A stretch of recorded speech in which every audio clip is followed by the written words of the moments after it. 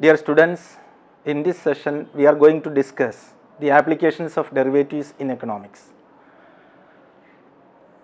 You might have studied the basics of differentiation and integration in your degree classes. So, I am not going into the details of these. You are familiar with the functions, different types of functions, different types of economic functions, etc. And also you know how to find out the derivatives of various functions, and you know how to interpret these functions including the economic functions. And I request you to refresh all these things first, then come to the applications of derivatives in economics. As a brief, you know, the derivative simply shows the change in the dependent variable as a result of the change in the independent variable. Suppose you have a utility function, then this derivative shows the change in total utility as a result of consuming an additional unit of the commodity. That is simply the derivative, the simple meaning of the derivative.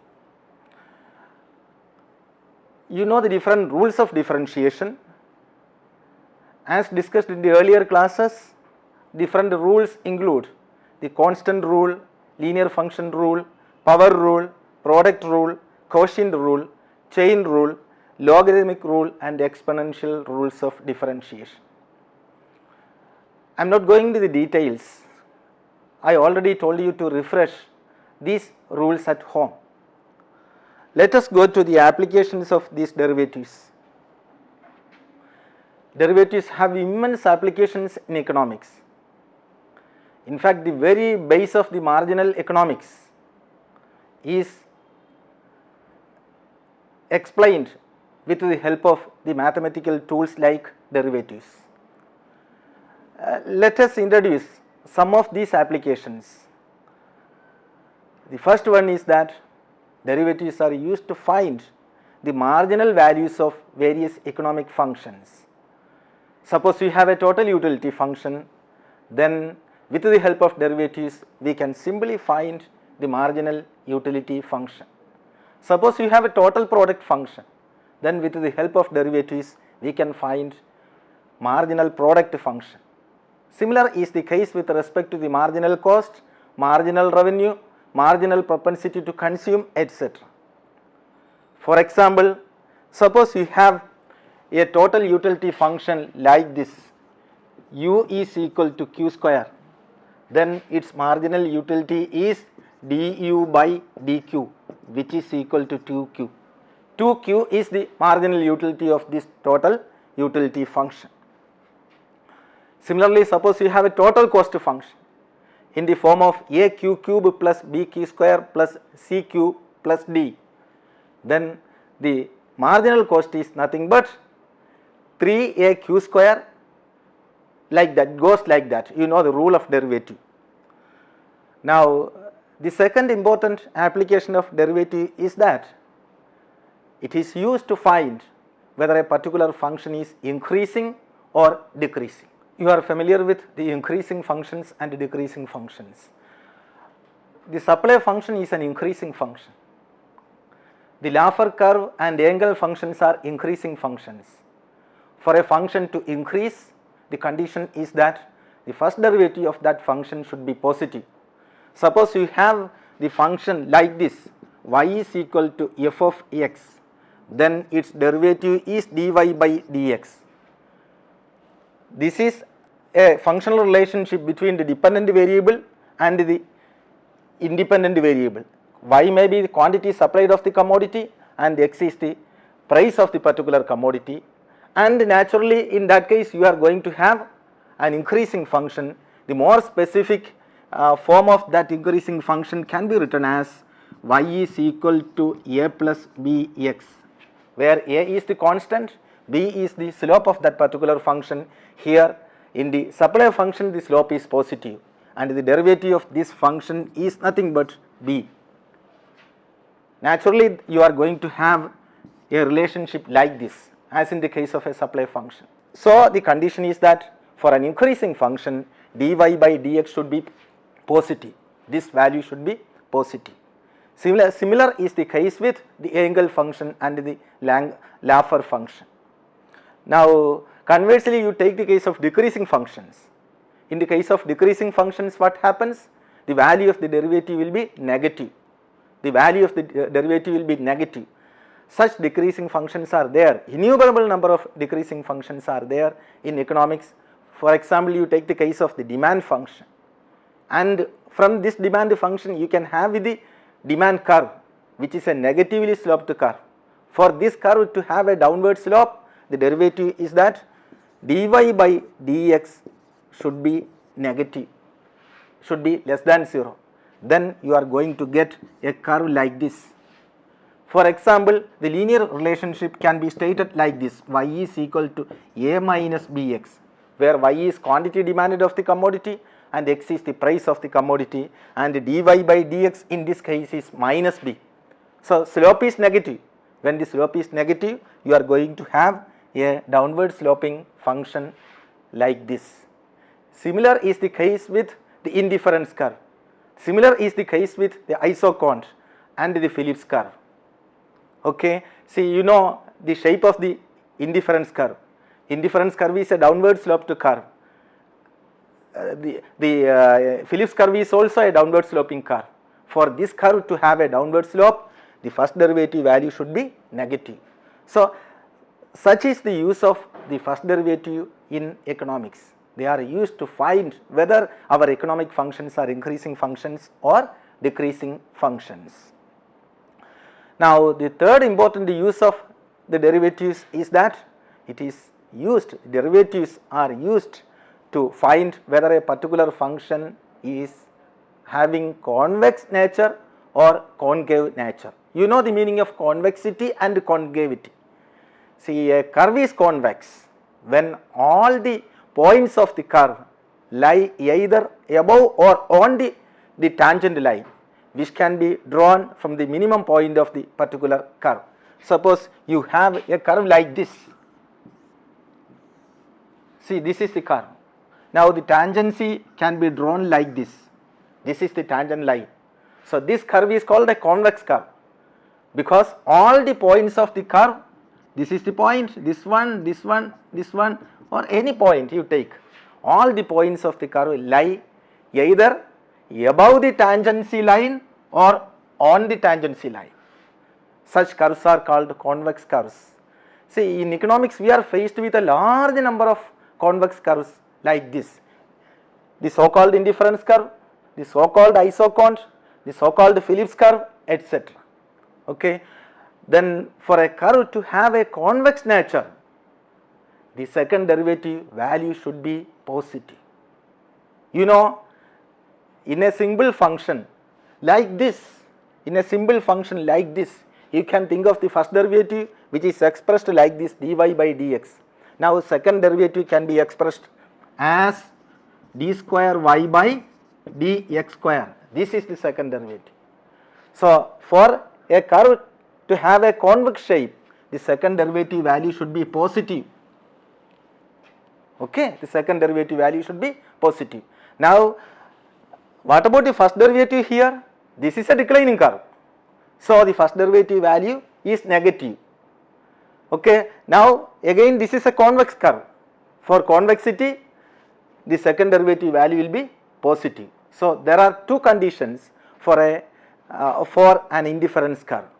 The first condition is that first derivative is less than 0, and the second condition is that the second derivative is greater than 0. Second derivative is positive. The same is the case with isocont, the same is the case with the Phillips curve.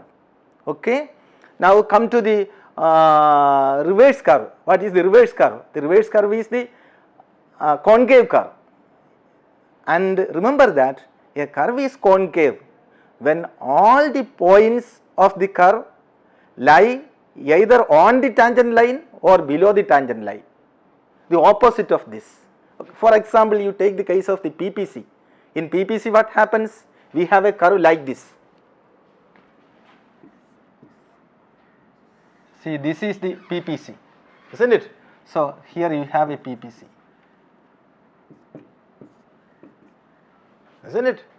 X-axis and Y-axis show the resource levels, and the PPC is drawn like this, and you draw a tangent. See, this is the tangency. So all the points of the curve lie below the tangent line or on the tangent line. Such curves are called concave curves. Okay. So there are two conditions for concavity. The first condition is that, see, this is a declining curve, so the first derivative is negative. Again, this is a concave curve, not a convex curve. So for concavity, the second derivative value will be negative, the opposite of this. So there are two conditions for having a PPC. The first condition is that dy by dx less than 0 and d square y by dx square, the reverse of this, that is again less than 0. There are two conditions for concavity. So this way you can identify the particular nature of any curve which is used in economics. You are faced with several curves and you can identify the particular nature of the curve using the first and the second derivatives in economics. So to continue with the applications of derivatives in economics, as you all know, one of the most important applications is the utilization of these derivatives in interpreting the maxima and the minima of various economic functions.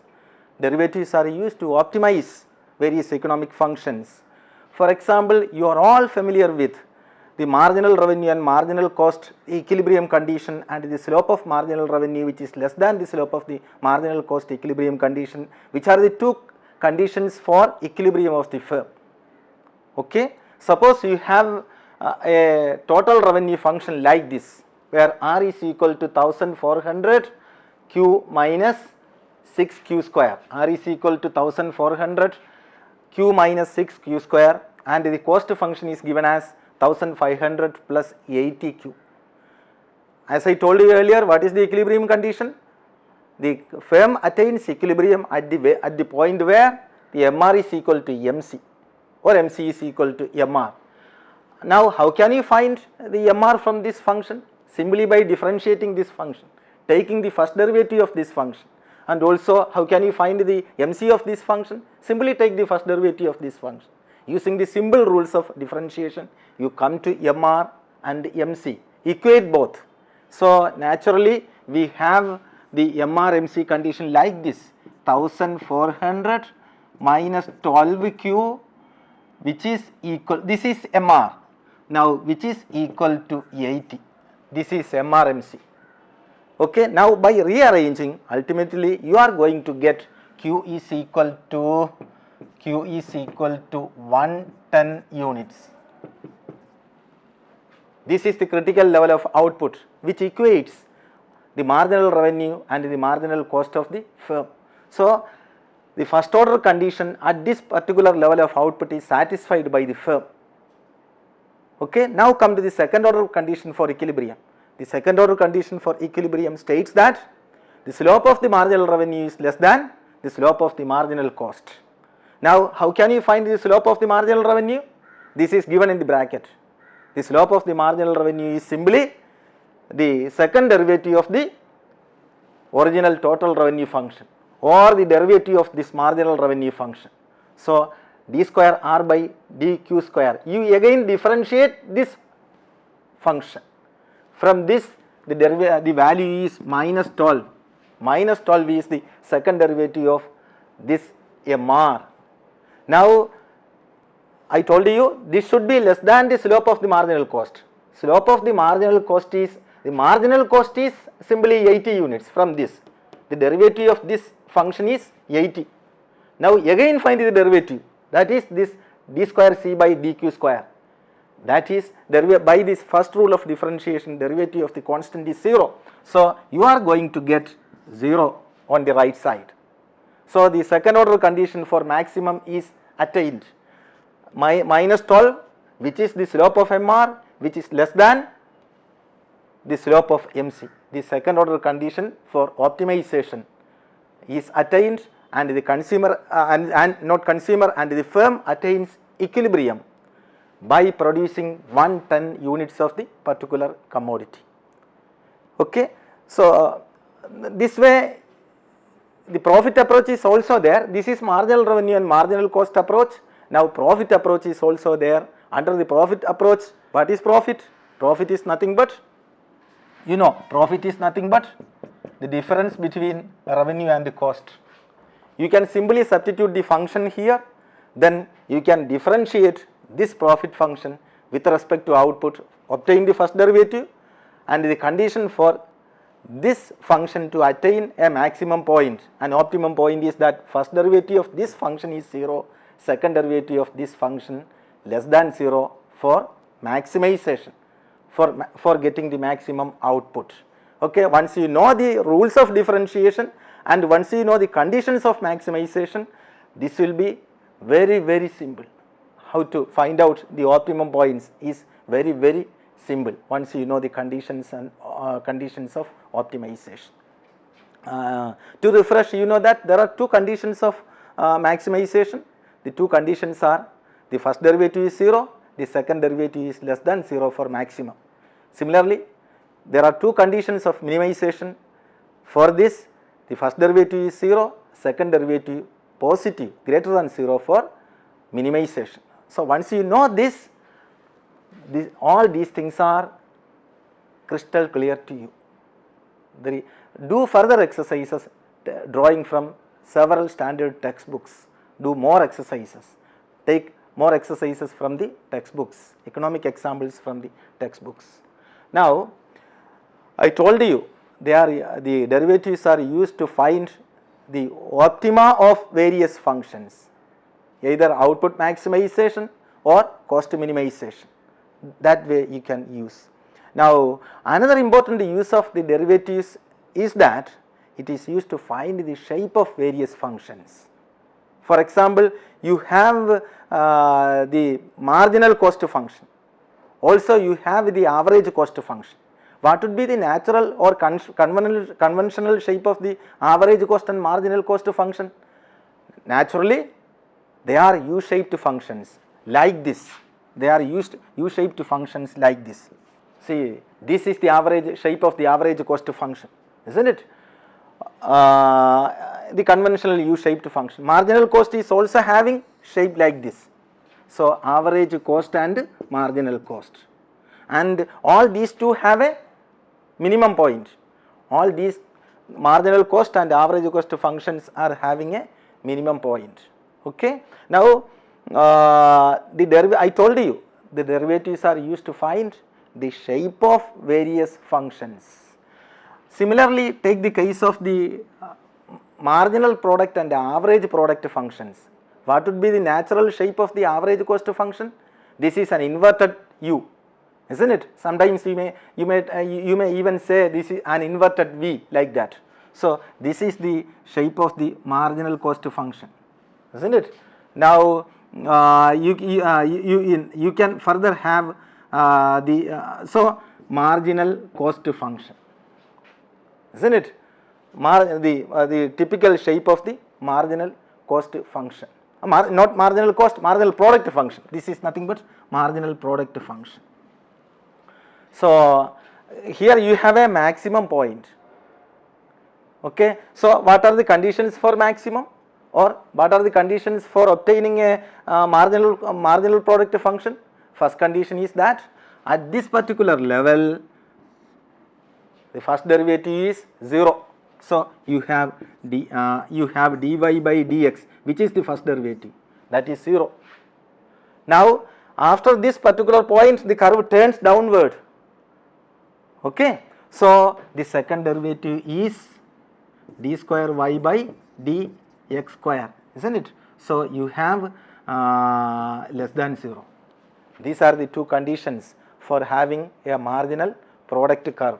Conversely, here you have the conditions for the typical AC and MC curve. At the particular point of minimum, you have the first derivative is 0 and the second derivative greater than 0. So, dy by dx is 0 and d square y by dx square is greater than 0. These are the conditions.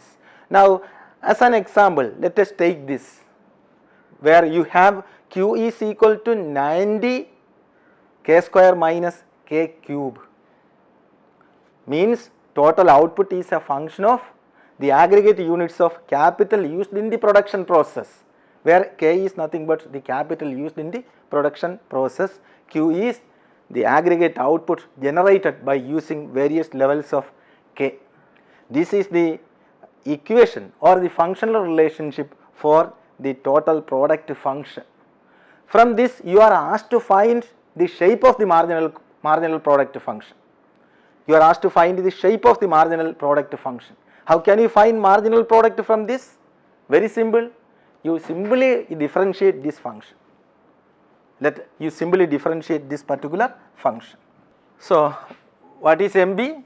MB is equal to dQ by dK. MB is equal to dQ by the change in aggregate output as a result of the change in the units of capital in the production process. So dQ by dK is the first derivative of this function, which gives you the marginal product function. Okay, is nothing but 180K minus 3Q 3K square. 180K minus 3K square is the marginal product function. Now you are asked to find the shape of this marginal product function, for which we need the first derivative and also the second derivative of the marginal product function. Remember, you need the first derivative and second derivative of this marginal product function, not the total product function, because you are asked to find the shape of the marginal product function, not the total product function. So you have arrived at the marginal product function. Now come to the derivatives of this marginal product. Very simple. MB dash is the derivative of the marginal product, derivative of this particular function. Okay.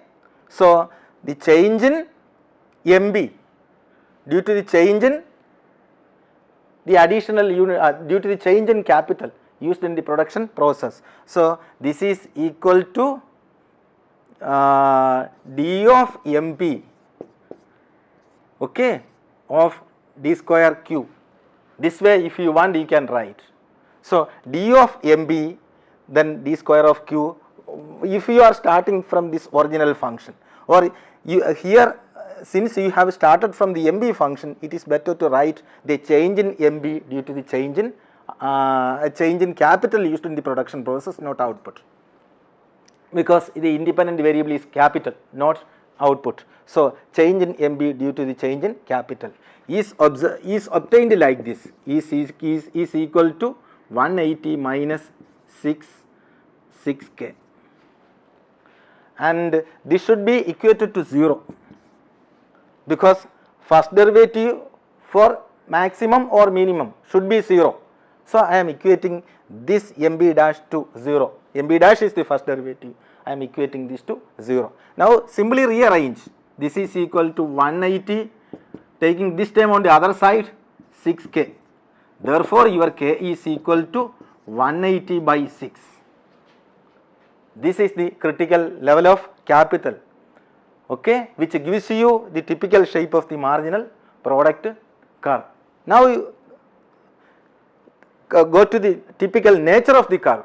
To find out the nature of the curve, you need the second derivative, okay, whether you are having a U-shaped curve or having an inverted U-shaped curve. For that we need the second derivative of this, that can be written as MP double dash. Again differentiate this term,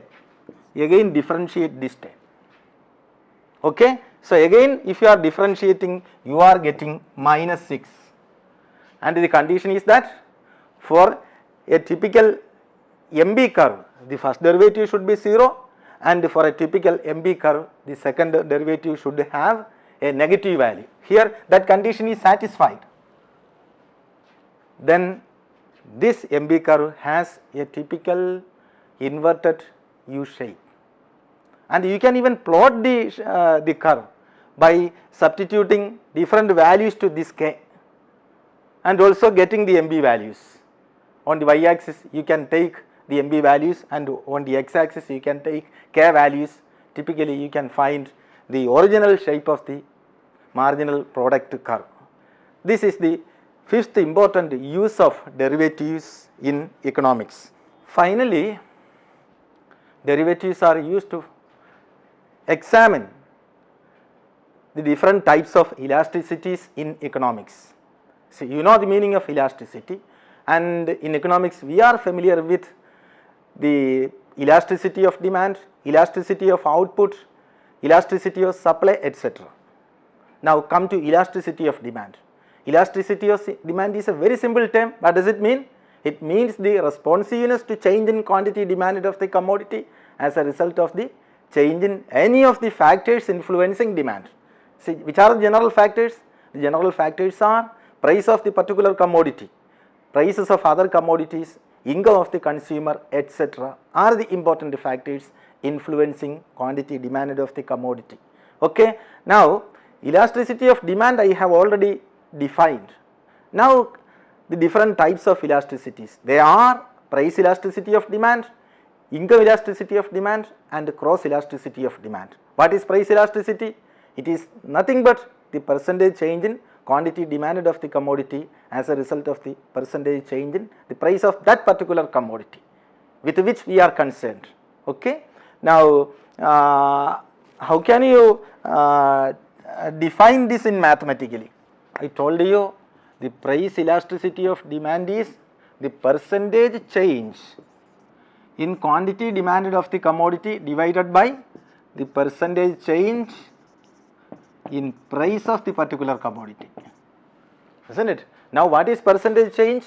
Can be expressed as dx by x. Now, what is percentage change in price? So, x is the quantity demanded of the commodity, then percentage change in quantity demanded of the commodity can be expressed as dx by x. Now, what is percentage change in price? It is expressed as dp by p. Now, you have something in the form a by b divided by c by d.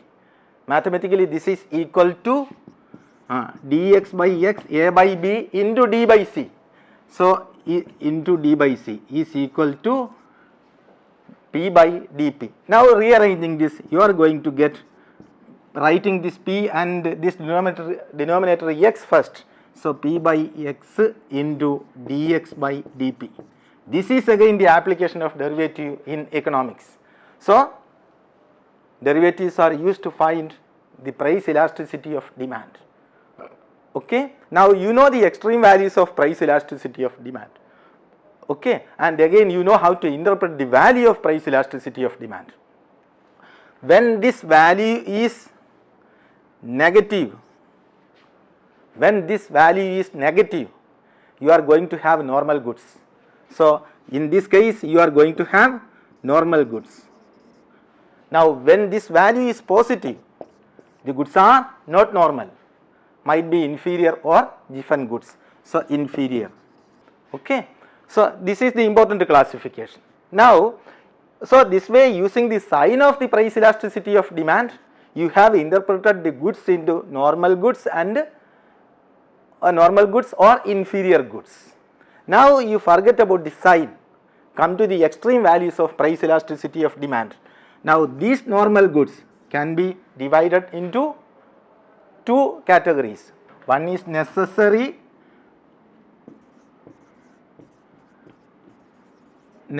goods, the other one is luxury goods. Okay. You know the meaning of necessary goods and also you know the meaning of the luxury goods. So, when EP value is less than 1, the goods are necessary. When EP value is greater than 1, the goods are luxury. This way you can classify the normal goods into necessary goods and luxury goods based on the value of price elasticity of demand. What does this value mean? This value means that a given change in price brings less than proportionate change in quantity demanded of the commodity. This happens in the case of necessary goods.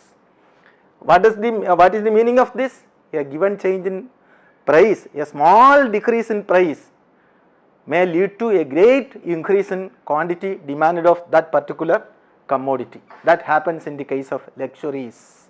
So, this way the normal goods are classified, and that is the here without the derivative you cannot find the price elasticity of demand, and no, this is the importance of derivative in economics. Similarly, you take the case of the income elasticity of demand. In the case of income elasticity of demand, how can you define? See, nothing but this is nothing but the proportionate change in quantity demanded of the commodity due to the proportionate change in the income of the consumer. Proportionate change in the income of the consumer. Okay, so this can be written as EY, where Y is income. If Y is income, this can be written as proportionate change in quantity demanded divided by the proportionate change in income of the consumer. Similarly, you can rearrange this. Okay, you can simply rearrange this, and if this value is positive, if this is positive, the goods are normal goods. The goods are normal goods. Now, if this value is negative, the goods are inferior goods. This way you can classify. Okay. Similar is the case with the cross elasticity of demand. What do you mean by the cross elasticity of demand? Simply, it is defined as the proportionate change in quantity demanded of apple as a result of the proportionate change in the price of orange. Okay. So, proportionate change in the quantity demanded of apple due to the proportionate change in the price of orange. Now, you have to substitute goods like apple and orange, okay, or vegetables and meat, like that. You have to substitute goods, or wheat and rice, etc. Now, when this cross elasticity value, the cross elasticity value can be written as EXY. So, the cross between X and Y. When this value is positive, the goods are substitutes. When this value is negative, the goods are complementaries. So, this way the derivatives are used to find, to explain, to illustrate all these important things in economics, like optimization, elasticities, the nature of the functions, concavity and convexity of the functions, the very shape of various functions which are generally used in economics. So, friends, let us wind up today's class with all these. Thank you.